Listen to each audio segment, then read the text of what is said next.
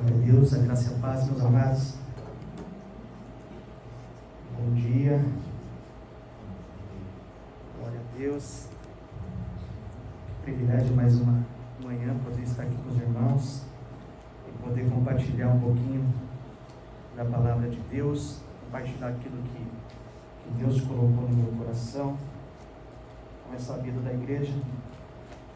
Nós estamos começando hoje mais um tema, que se estenderá por 4 semanas, por 4 domingos, que é sobre a Igreja de Cristo, E hoje o tema é a natureza da igreja.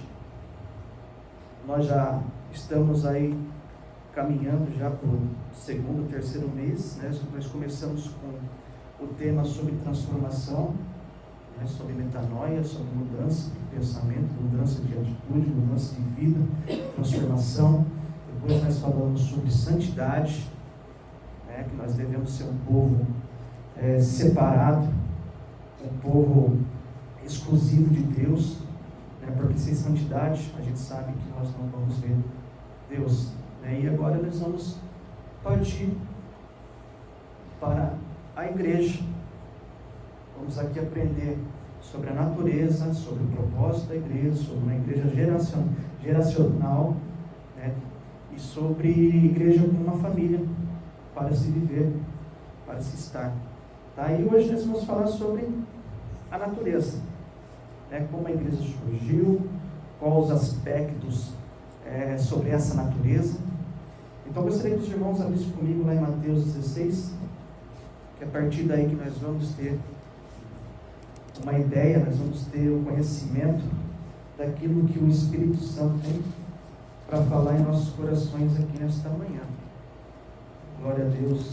É bem relevante o que o Daniel disse aqui nesta manhã sobre prioridades, e ultimamente nós temos notado, e muitas das vezes a minha vida também tem dado prioridade às outras coisas, que não fosse a casa do Senhor. Seria bom se todos tivessem o coração assim como Davi tinha, que melhor seria estar nos atos do Senhor um dia do que 1000 minutos.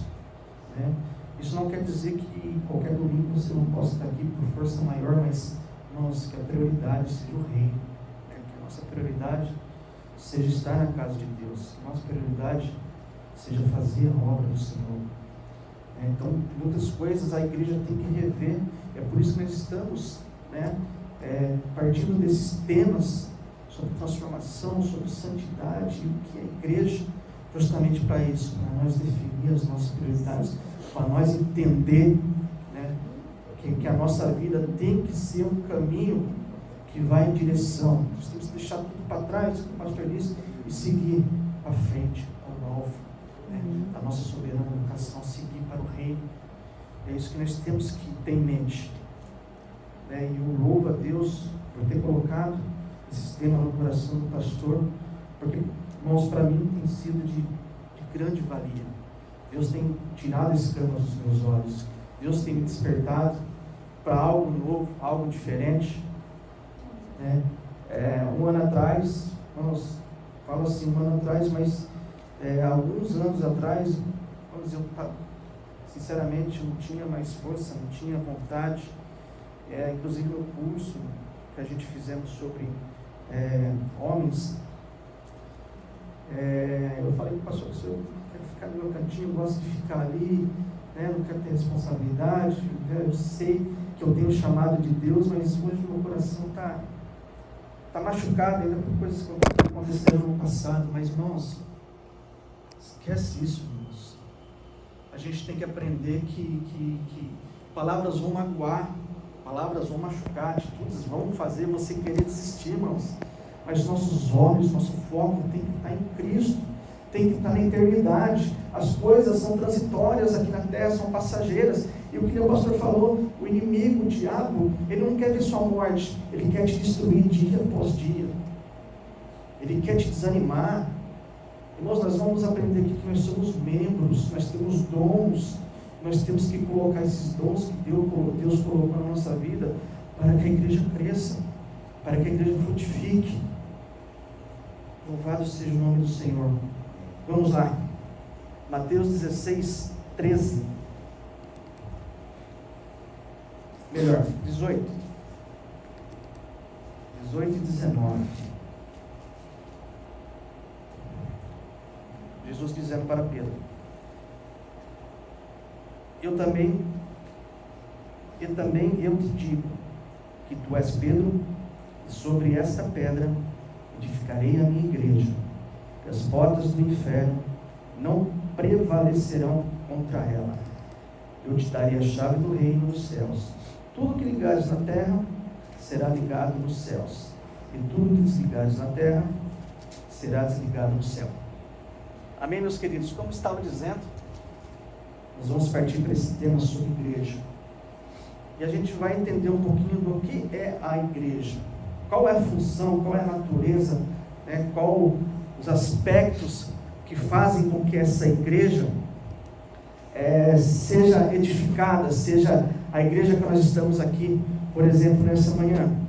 A palavra igreja, irmãos, só para a gente ter uma ideia, ela vem do grego, ela significa, na raiz dela, ela significa eclésias, ou seja, ela dá a intenção de que algo de dentro para fora, ou uma assembleia, né, onde pessoas estejam reunidas para um propósito. E é isso que nós estamos fazendo aqui nesta manhã.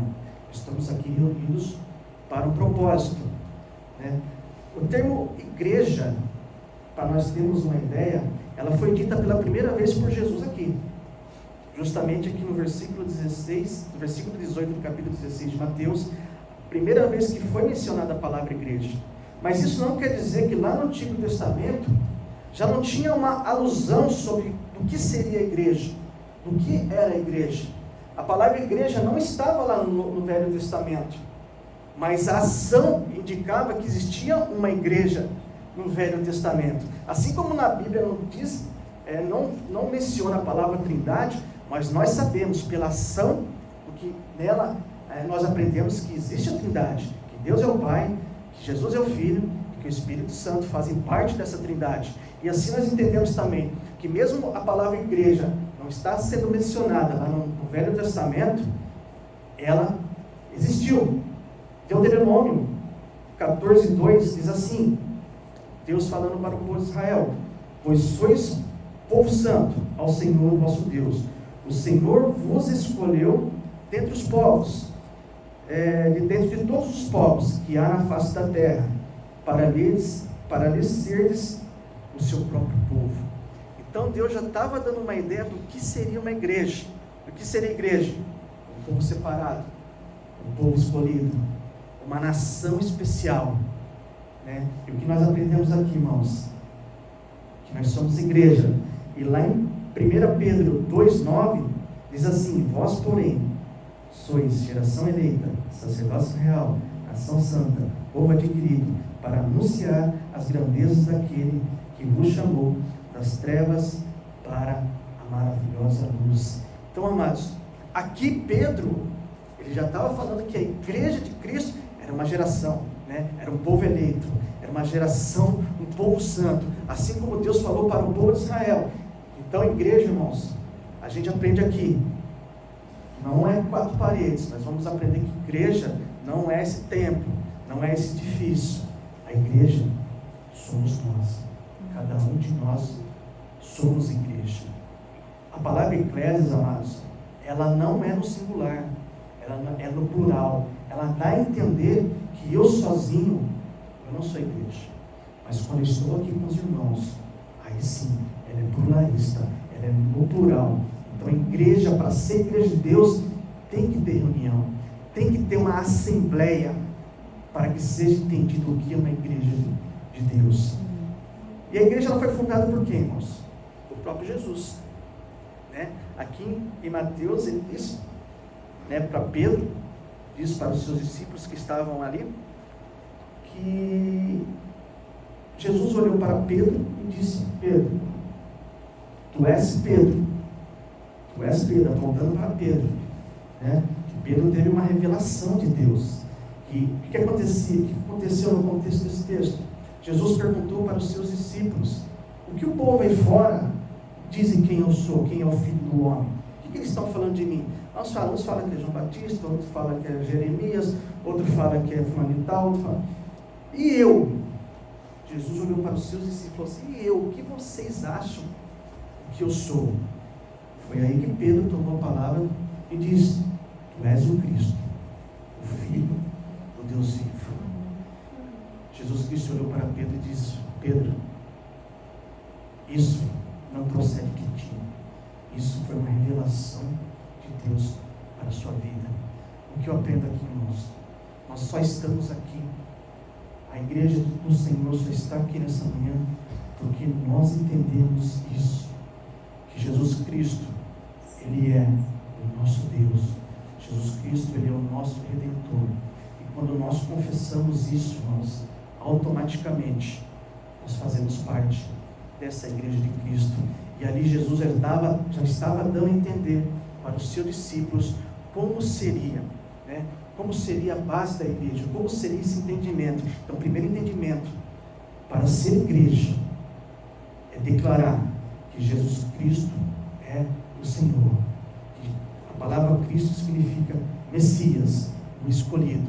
Então a gente tem que ter isso no nosso coração e declarar sempre que Jesus Cristo, Ele é o Deus vivo, que Ele morreu por nós, que Ele se entregou a vida por cada um de nós. Mas antes de chegar nesse ponto, eu estava dizendo que Ele é o fundador. Então Ele fundou, né? Ele disse para Pedro assim, tu és Pedro, apontando para Pedro, que não disse, e sobre essa pedra. Aí ele voltou o dedo para ele, né? O catolicismo romano diz que Pedro, ele é a pedra, que ele é o fundador da igreja. Não, irmãos, o fundador da igreja é Jesus Cristo, né? A palavra Pedro, quando Jesus disse para Pedro, falou assim: tu é Petrus, tu é pedrinha, né? Tu é tijolinho, né? A igreja é tijolinho, nós somos tijolos de Deus para edificar a igreja de Cristo. Mas quando Jesus apontou para ele: eu sou Petras, eu sou a rocha. Eu sou a rocha, Pedro. Sobre essa rocha, sobre mim, será edificada a minha igreja. Né? Jesus estava dizendo que será edificada. Então quer dizer que a igreja, no sentido que é hoje, no sentido que aconteceu no Antigo Testamento, principalmente em Atos, ainda não existia. Tinha sim o sentido como houve no Antigo Testamento, como Jesus começou, mas ainda a igreja não estava iniciada como é nos dias de hoje. E como isso aconteceu, amados? A gente sabe que a igreja, como igreja, ela se iniciou lá em Atos dos Apóstolos, né? Mas para isso acontecer, irmãos, lá em Atos 2, 42 e 47, se vocês puderem abrir.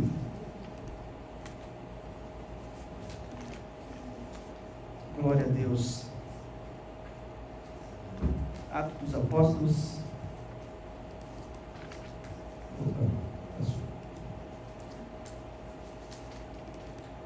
Só para nós entendermos, deixa abertinho aí. Glória seja dada o nome do Senhor. Então Jesus disse que nós entendemos que Jesus é o fundador da igreja, né? E que Jesus estava preparando os seus discípulos para que eles dessem prosseguimento a esse projeto de Deus, a essa obra de Cristo, que é a igreja dele aqui na terra, né? E a gente começa a analisar as Escrituras, e a palavra de Deus diz em Atos dos Apóstolos 2, capítulo 42, diz assim que eles perseveraram na doutrina dos apóstolos. O que eu entendo aqui, irmãos? Que a igreja do Senhor, a igreja que nós estamos na doutrina dos apóstolos. Nós acreditamos nas cartas, tudo que está aqui na Bíblia dos apóstolos, né? Os discípulos de Cristo, os apóstolos escreveram tudo que eles passaram, nós acreditamos. Nós só estamos aqui nessa manhã porque nós cremos que a palavra de Deus ela é infalível, ela é inerrante, né? Ela não tem sombra, não tem que ter sombra de dúvidas, né?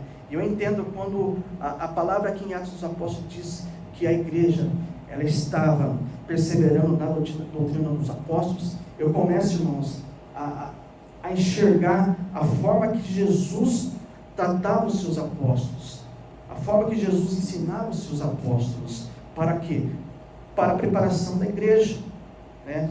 Quando Jesus morreu, irmãos, e ele ressuscitou, a palavra de Deus diz que Jesus caminhou por 40 dias ainda sobre a terra, né? E antes dele subir para o céu, antes dele ser assunto ao céu, ele reuniu os 11, né, que Judas se matou, reuniu os 11 apóstolos, colocou eles em volta da mesa, participou da ceia, virou para eles e falou: olha, primeiramente, estou triste, né, porque eu me revelei aos meus discípulos, vocês não acreditaram. Eu já havia dito para vocês que esse templo ia ser destruído, em 3 dias eu faria ele reconstruir de novo, ou seja, eu morreria, mas eu ia ressuscitar. Vocês não creram. Só que agora, meus queridos, fazia o seguinte, aí Marcos 18, ide, Jesus já estava dando instrução, vocês já aprenderam tudo o que vocês tiveram que aprender, eu já passei tudo para vocês como ia funcionar, e agora Jesus virou para os discípulos e disse: ide, pregai o Evangelho a toda criatura, aquele que crê e for batizado será salvo, mas aquele que não crê já está condenado.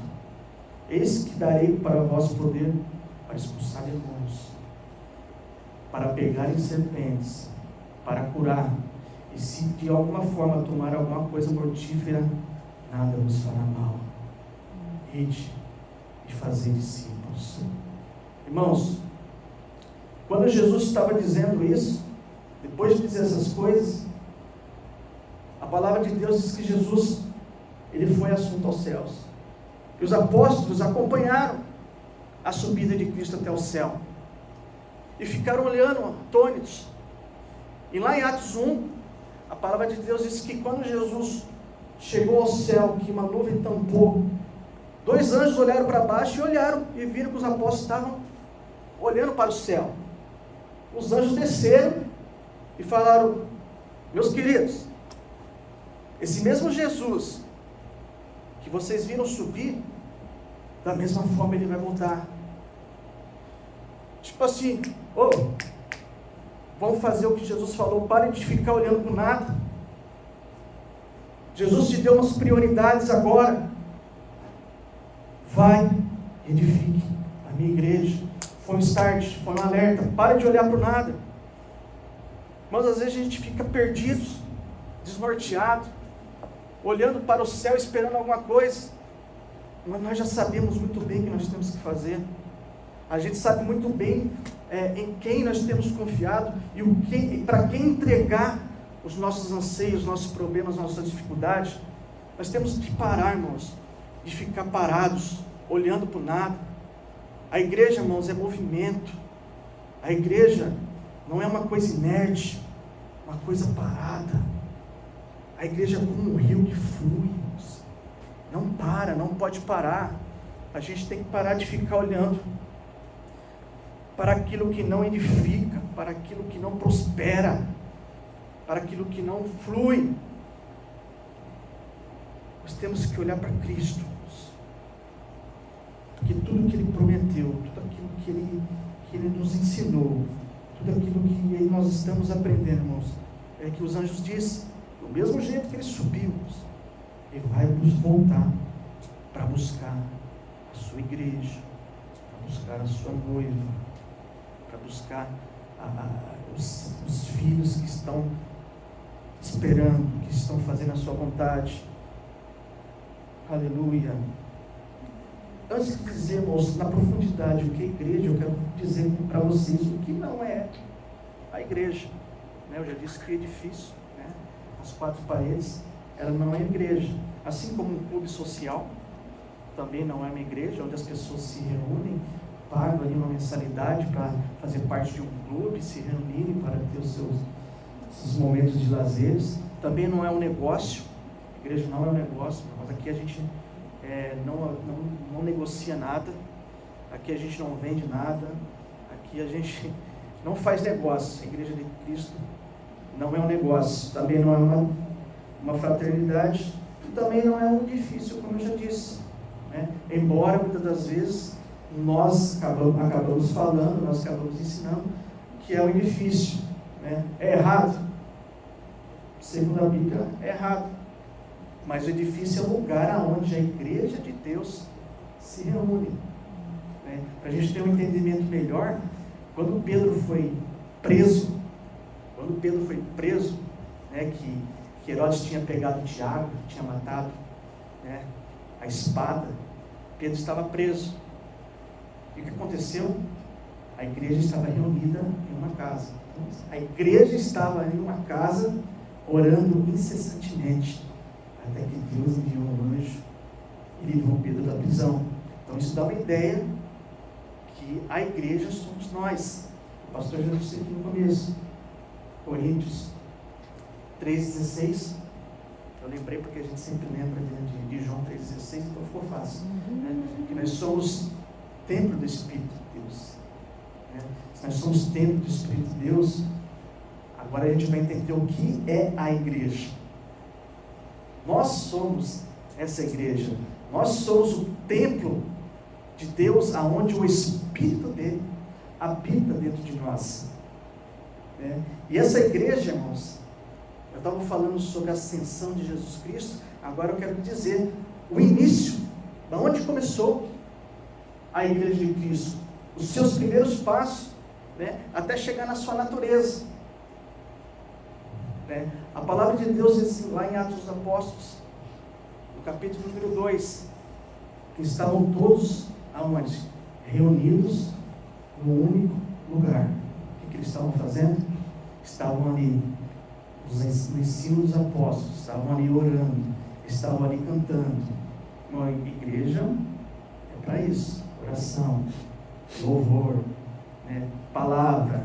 E quando eles estavam ali reunidos no único lugar, a Bíblia diz que veio um som como de um vento impetuoso, e esse vento encheu toda a casa, e foram vistas línguas repartidas como fogo. Irmão, Jesus, ele é o fundador, mas quem iniciou os caminhos, os passos da igreja foi o próprio Espírito Santo. É isso que nós temos que entender, irmãos, que nós somos o templo, e que Deus habita dentro de nós. Irmãos, quando nós nos convertemos, quando nós aceitamos Jesus Cristo, irmãos, Deus, ele colocou o Espírito dele dentro da nossa vida. Outrora, quando nós andávamos errantes, perdidos em pecado, fazendo tudo aquilo que nos convinha fazer, distante de Deus, mas quando nós levantamos a nossa mão, quando nós confessamos, como Pedro confessou, que Cristo era o Deus vivo, irmãos, a partir desse momento o Espírito Santo começa a trabalhar na nossa vida.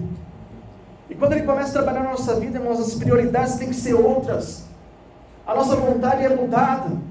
A Bíblia fala que quando nós aceitamos Jesus Cristo, o nosso coração é tirado e dado um novo coração. O que é isso? Uma nova vida. João 3, Jesus fala muito bem para Nicodemos que é necessário nascer de novo. E quando nós aceitamos Jesus Cristo, quando nós nos entregamos a Deus, irmãos, é instantâneo, é automático, mas aí é um processo. Deus, quando você o aceitou, na verdade, essa palavra fica um pouquinho fora de contexto, porque nós só estamos aqui porque Deus nos escolheu.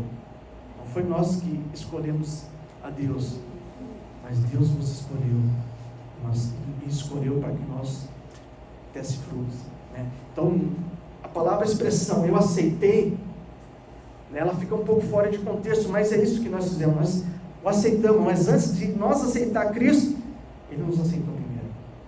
Então, nós só estamos aqui, irmãos, porque nós fomos escolhidos. Imagina o privilégio, irmãos. Vocês conseguem pensar nisso, conseguem ter o vislumbre do privilégio que eu e você temos de ter sido escolhido por Deus? Irmãos, eu fico triste quando eu vejo um irmão, um crente desviado, porque eu acho que ele não entendeu esse privilégio. Ele não entendeu que as coisas aqui são transitórias e passageiras. Ele não entendeu que nós temos um tempo aqui, mas que a nossa vida é eterna. Que nada vai terminar. A vida terrena termina aqui, mas a nossa vida com Cristo, ela vai ser eterna. Ela vai ser para sempre, irmãos. Eu fico triste quando eu vejo que pessoas conhecedoras da palavra de Deus, assim como aquele jovem que pediu para o seu pai todos os bens e voltou para o mundo, e ali desfrutou de tudo que tinha que desfrutar, e até rolar na lama com os porcos ele desejou. Quando eu olho para um desviado, irmãos, eu imagino essa cena. As pessoas sabem que estão na lama e querem continuar ali. Aleluia. Louvado seja o nome do Senhor. Continuando em Atos dos Apóstolos 42, e perseveraram na doutrina dos apóstolos, na comunhão, no partir do pão e nas orações. Como eu disse, todos os que criam estavam juntos e tinham tudo em comum. Vendiam suas propriedades, bens e repartiam com todos, conforme a necessidade de cada um, perseverando unânimes todos os dias. Olha que interessante, olha que importante. Perseverando todos os unânimes todos os dias do templo, partindo pão em casa, comiam juntos com alegria e sinceridade de coração. Aleluia.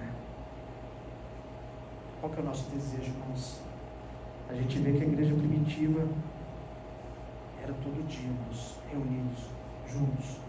Eu sei que nos dias de hoje as coisas estão mais complicadas, estão difíceis, né? É justamente isso, né, que esse mundo, o mundo jaz do maligno, né, irmãos? É justamente esse mundo que acaba provendo situações, coisas, para que a gente não possa estar na casa de Deus. Eu estava essa semana estudando, né, sobre o tema igreja. Irmãos, todo dia que eu queria ter um tempo para meditar na palavra de Deus, surgiu um problema na empresa. Incrível. Quinta-feira, eu falei, quarta-feira tivemos a célula, falei, mas quinta-feira eu quero ter um tempo dedicado, especial, né? Eu vou sair do serviço, eu vou ficar até meia-noite, até a hora da oração, estudando. Mas eu quase fiquei até meia-noite trabalhando. Se a gente não souber remir o tempo, embora, como eu disse, o mundo tem feito de tudo para que nós ocupássemos o nosso tempo com as coisas transitórias, mas não está escrito, gente. Se a gente não souber remir o tempo, nós, a gente vai ficando longe do que é a igreja, do que Deus quer que nós sejamos, né? Como foi a igreja primitiva, está constantemente, né? Se possível, todos os dias, na casa do Senhor, compartilhando com os irmãos, no partir do pão, né? De uma conversa saudável, né? Nós fazemos isso nas células, é muito produtivo, irmãos, porque ali não é só palavra, ali é uma conversa, é um bate-papo, a gente acaba conhecendo a vida da pessoa, acaba tendo um relacionamento, acaba misturando as histórias, né? Aqui onde nós estamos, aqui nesse templo, é difícil, porque a gente tem um pouco período de tempo, durante uma semana, onde nós temos que ouvir, onde nós temos que louvar e ouvir. Então a célula, irmãos, ela é essencial justamente para isso. Ela é uma igreja também, porque nós estamos ali. Ali está a igreja do Senhor, onde está um servo convertido, uma pessoa transformada, né? Reunidos. A célula é uma igreja do Senhor. Então é muito produtivo, irmãos, participar da célula, né? Vocês que puderem, compareçam, né? Estejam conosco. Se puderem abrir em vossa casa também um lugar para adoração, para ser uma célula, irmãos, é bom demais, é uma alegria só, né? E antes de entrar nos quatro aspectos da natureza de Deus, eu queria fazer uma reflexão junto com os irmãos, de justamente como estão as igrejas nos dias de hoje. Eu enxergo, César, eu enxergo que a igreja de Deus hoje, não estou falando de forma geral, né? Não estou falando de placas de igreja, porque placa a gente sabe que não salva ninguém. Nós sabemos que igreja são pessoas, são indivíduos, é um organismo, nós vamos chegar lá, mas eu vejo muito movimento.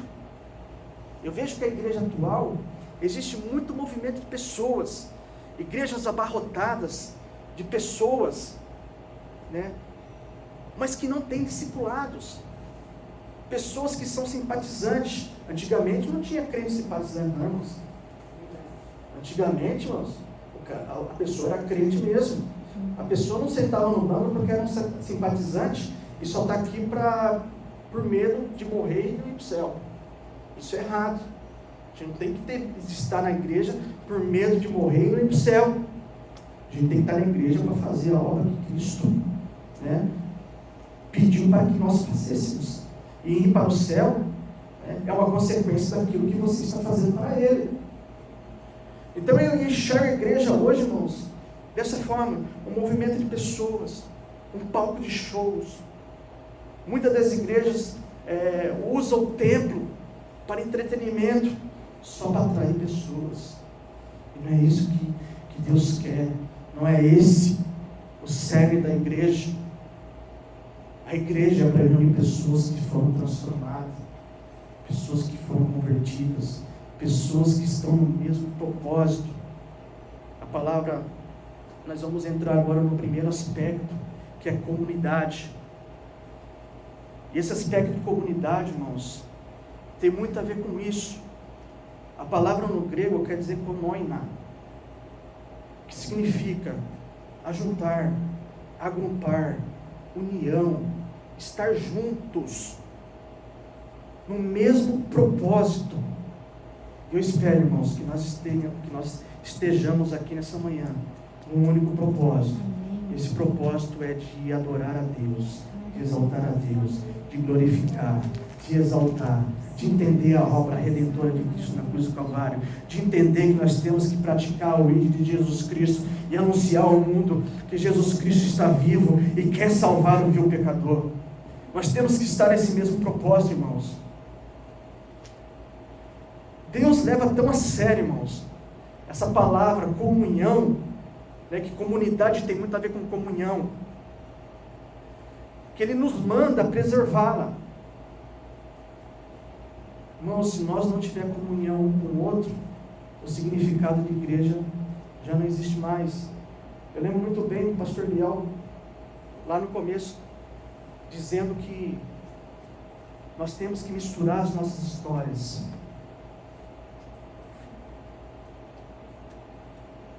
Aleluia. Nós temos que entrelaçar as nossas histórias. Nós temos que conhecer a necessidade, irmãos, porque às vezes fica muito complicado.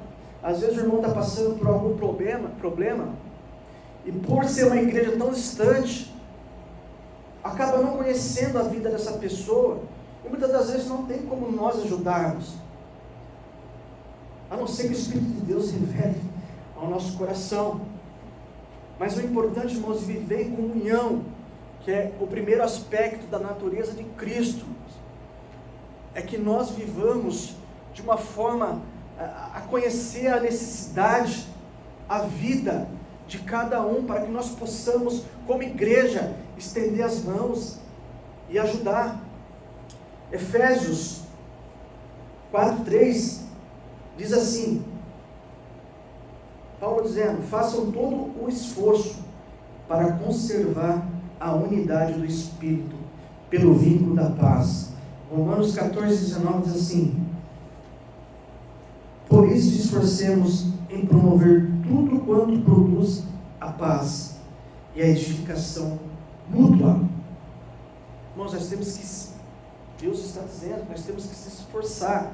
Aquele irmão, irmãos, a gente tem que se esforçar para ajudar. Irmãos, se a gente não consegue ter comunhão com o nosso irmão que está aqui do nosso lado, como a gente vai ter comunhão no céu? a gente tem que entender, irmãos, que cada indivíduo é diferente, irmãos.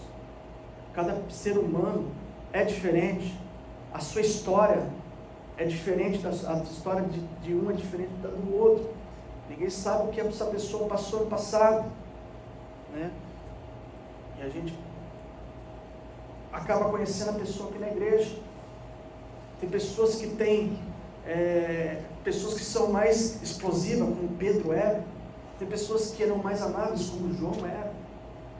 Nós temos que entender cada indivíduo e respeitar cada um como ele é. Às vezes, por a pessoa ser um pouquinho mais, falar um pouquinho mais alto, você já começa a excluir aquela pessoa.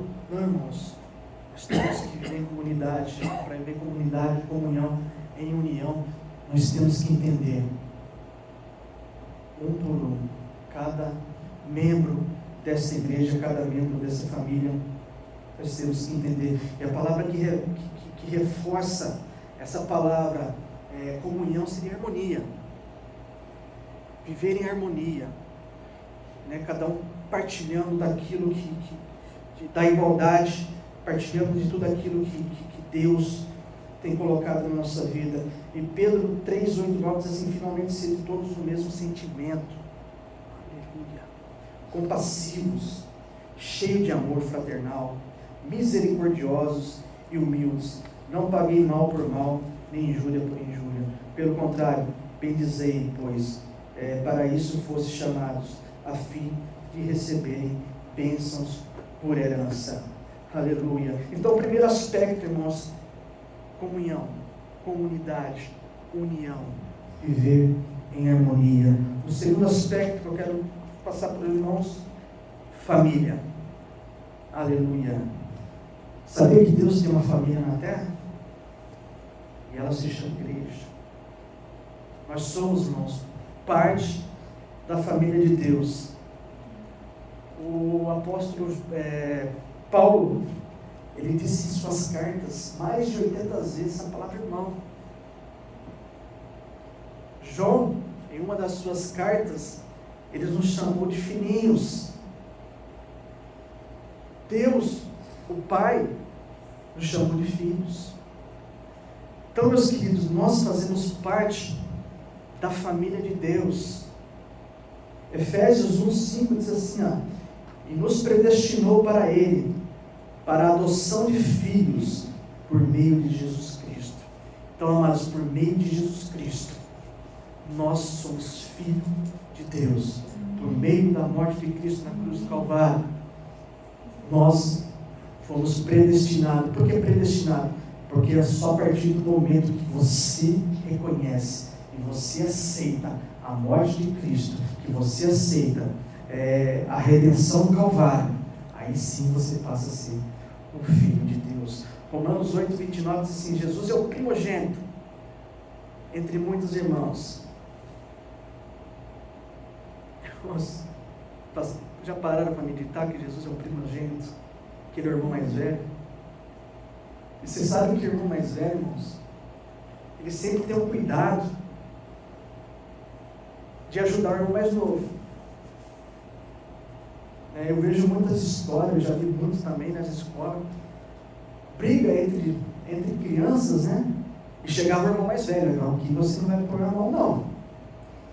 Irmão, Jesus Cristo é a mesma coisa.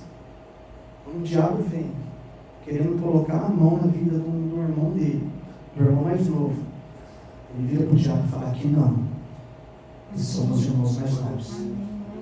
Aleluia. Louvado seja o nome do Senhor. Então nós temos um irmão que vai cuidar de nós. Fique tranquilo. Qualquer problema nessa vida, qualquer entrelaço que acontecer no caminho, é só clamar pelo seu irmão mais velho, que ele está disposto a te ajudar em qualquer momento que for. Aleluia. Você nasceu em uma família, né? E quando nascemos de novo, nós nascemos na família da igreja, onde nossos pecados eles são perdoados e nós recebemos um propósito para viver e recebemos um novo lar.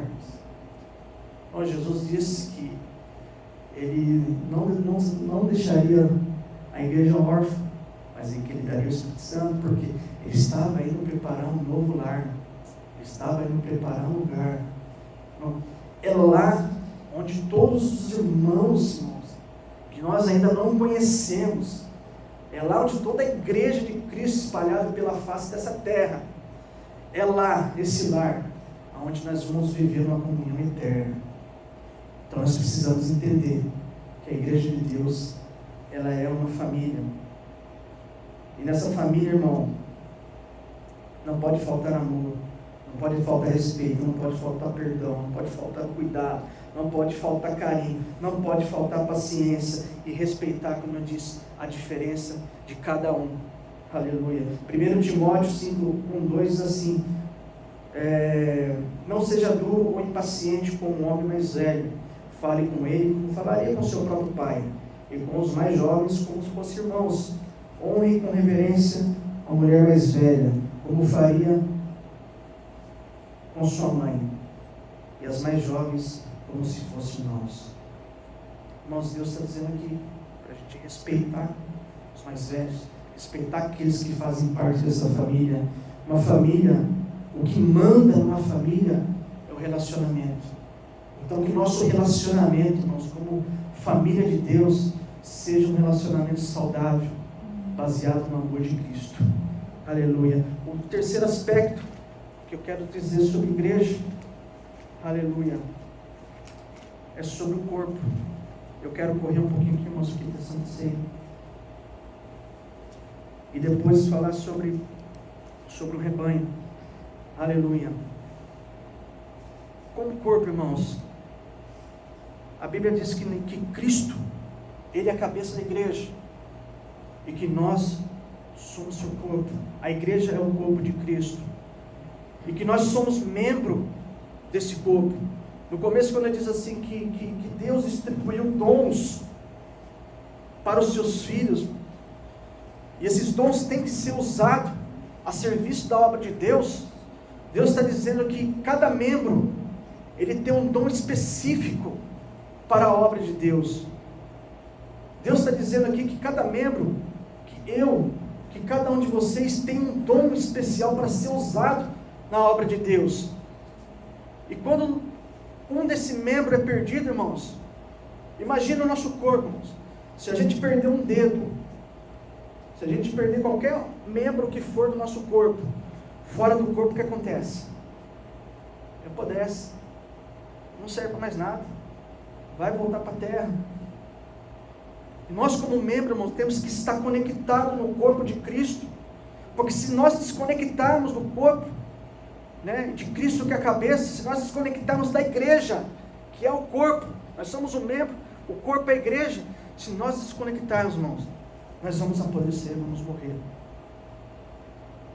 Então, para ser usado por Deus, para que o corpo de Cristo caminhe sobre essa terra, nós temos que estar conectados. Paulo, ele ilustra lá em Colossenses 1:24, ele falando assim: na minha carne eu cumpro o resto das aflições de Cristo pelo corpo, que é a igreja. Então Paulo estava entregando o seu corpo juntamente com as aflições de Cristo, para que a igreja cresça, para que a igreja floresça, para a igreja tenha a sua ação, né, a sua trajetória sobre essa terra, assim como Deus quer. O corpo humano, irmãos, embora seja composto por milhares de células vivas, o corpo de Cristo, ela é composta por milhares de almas transformadas e regeneradas. Louvado seja o nome do Senhor. Assim como a alma, irmãos, assim como o corpo, ela é vivificada pela alma, assim é a igreja, vivificada pelo Espírito Santo de Deus. Aleluia.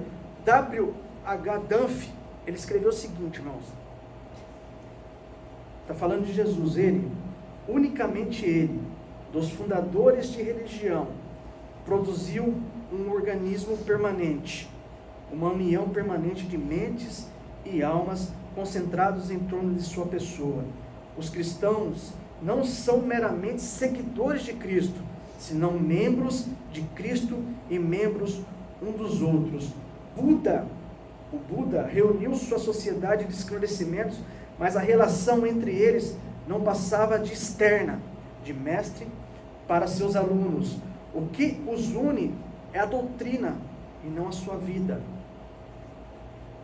O que os une é a doutrina e não a sua vida. O mesmo pode-se dizer de outros vultos religiosos, aí, Maomé, Zoroastro, Sócrates, né? Mas Cristo não somente é mestre, Ele é a vida dos cristãos, Ele é a nossa vida.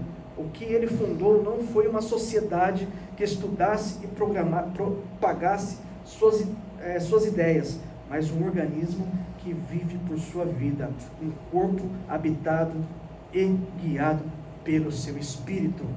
Aleluia! Está dizendo aqui, irmãos, que nós somos um organismo, que estamos nessa organização, né? Mas essa organização, ela só vai fluir se os organismos estiverem vivos. A gente pode imaginar um carro como uma organização. Esse carro só vai andar, irmão, se houver um organismo vivo dirigindo aquele carro. E a igreja de Cristo, irmãos, ela só vai fluir quando nós entendemos que nós fazemos parte, que nós somos membros e que nós somos esse organismo que vai fazer a igreja crescer, que vai fazer a igreja expandir, que vai fazer conhecido o nome da igreja de Cristo sobre esse mundo que está na escuridão. A igreja, irmãos, nós somos a luz. O membro, nós somos a luz e temos que propagar a luz nesse mundo tenebroso. E por último, irmãos, último aspecto da natureza, a igreja como um rebanho. Glória a Deus. Quando a gente fala de rebanho, a gente já tem uma alusão, a gente já tem uma ideia, né? Que quando se fala em rebanho, automaticamente a gente já pensa que esse rebanho ele tem um pastor, ele tem alguém para cuidar, alguém para tratar. E talvez essa fosse a expressão que Jesus mais gostou de ter dito na sua passagem aqui sobre a terra. Essa, com certeza, foi a descrição favorita de Jesus para a sua igreja, de tê-la como um rebanho. 1 Pedro 5, 2, 4 diz assim: pastoreie o rebanho de Deus que está entre vós, servindo como superintendentes, não por compulsão, mas de boa vontade, não para ganho desonesto, mas com avidez. Nosso pastor, irmãos, estou falando do nosso pastor aqui, pastor Eliel, o homem que Deus separou, o homem que Deus escolheu para estar na frente dessa obra, dessa grande obra, desse trabalho, né? Ele é o responsável por essa igreja. Ele é a pessoa a qual nos vai instruir, a qual nos vai ensinar. Quando precisarmos de uma direção, irmãos, não se intimide, não fique receoso, não fique temeroso. Irmãos, o pastor dessa igreja está aqui para ajudar. Só que nós, como ovelhas desse rebanho, também temos o nosso ponto de ajuda. O pastor não vai conseguir resolver tudo sozinho. A gente tem que tirar um pouco do peso, do fardo, e ajudar o pastor na distribuição da obra, na distribuição do serviço aqui nessa igreja. Às vezes nós vemos o pastor aqui cantando, o pastor pregando, o pastor recolhendo oferta, o pastor... Nós temos que nos dispor também, né? A gente tem que analisar e chegar para o pastor: pastor, estou aqui para ajudar, conte comigo. Às vezes o pastor quer ouvir isso de vocês, quer ouvir isso de mim: pastor, nós estamos aqui para ajudar, estamos aqui para aliviar o peso, não, porque pastor também é ser humano, pastor sofre, pastor também tem problemas. Talvez você ache que o pastor não tem problema só porque ele é pastor. Não, irmãos, o pastor sofre, irmãos. Eu fui durante muitos anos segundo dirigente da Assembleia de Deus, Madureira, no Monte Alegre. Irmãos, eu sei como o pastor sofre, eu sei do peso, eu sei da dificuldade, da responsabilidade. Irmãos, não é fácil não. Imagine o pastor ter que resolver os seus problemas da sua vida pessoal, da sua vida profissional, e ainda atender o chamado de Deus para pastorear a igreja. É um turbilhão de coisas na cabeça. Por isso que tem muitos pastores deprimidos, depressivos, pastores até se matando. Pastores até se matando. Então, irmãos, que isso venha de nós, chegar para o pastor e falar: pastor, conte comigo, estou aqui. No que precisar, estou aqui para ajudar. Hebreus 13:17 diz assim: contribua para a alegria de sua liderança, não para o seu trabalho enfadonho, porque você quer tomar, uma pergunta: por que você quer tomar as coisas mais difíceis para ele? Isso está em Hebreus 13:17. Contribua para a alegria da sua liderança. Então, irmãos, quando fizer, faça com alegria, para tirar o peso do nosso pastor, para tirar o peso, o fardo que muitas das vezes poderia ter sido distribuído. Mas além do pastor, irmãos, nosso querido pastor Liel, a igreja, no geral, ela tem um bom pastor. E nós sabemos que esse pastor, ele dá a vida para as suas ovelhas. Ele deu a vida para as suas ovelhas. E o mais interessante lá em João 10, que as ovelhas, elas ouvem a voz do pastor e reconhecem. E seguem, sabe para o quê? Para receber a vida eterna. Irmão, Jesus é o bom pastor, irmãos. Quero dizer que nós estamos sendo muito bem cuidados. A partir do momento que você faz parte desse rebanho, os céus se movem ao seu favor. Você está sendo bem cuidado. Irmãos, nós estamos no braço de Cristo. E se por um acaso algo vier a ocorrer, você pensar em desistir, você querer caminhar por caminhos errados, errantes, a Bíblia diz que o bom pastor, ele jamais abandona a sua ovelha, seja onde for. Jesus, ele vai enfrentar o mundo por você, ele vai subir os montes, ele vai atravessar os rios, ele vai tomar chuva, ele vai passar por intempéries para buscar a ovelha perdida. E quando ele achar a ovelha perdida, irmãos, sabe o que ele faz? Ele não despreza não, porque o bom pastor, ele ama a sua ovelha. Ele vai pegar aquela ovelha que decidiu andar por caminhos errados, vai colocar no colo, vai colocar sobre uma alta rocha, ele vai tirar a sujeira e vai colocar, aleluia, no seu devido lugar, juntamente com o outro rebanho. Irmãos, a palavra rebanho dá a entender unidade, comunhão. Irmãos, está tudo entrelaçado, queridos. A igreja de Cristo, ela não caminha sozinha, ela depende de mim, ela depende de vocês, irmãos. Então, o último ponto, nós temos que entender que nós somos rebanho deste pastoreio, e quem cuida de cada vida é o próprio Jesus Cristo, irmãos. Irmãos, que esse entendimento sobre igreja, sobre a natureza, sobre quem nós somos, a nossa responsabilidade como igreja, irmãos, ela seja latente em cada coração, tá? Que podemos estar sempre conectados, para que podemos ver a igreja como uma, né? A igreja como uma comunidade, como uma família, como um corpo, como um rebanho. Deus abençoe, irmãos. Vamos participar agora da Santa Ceia. Aleluia.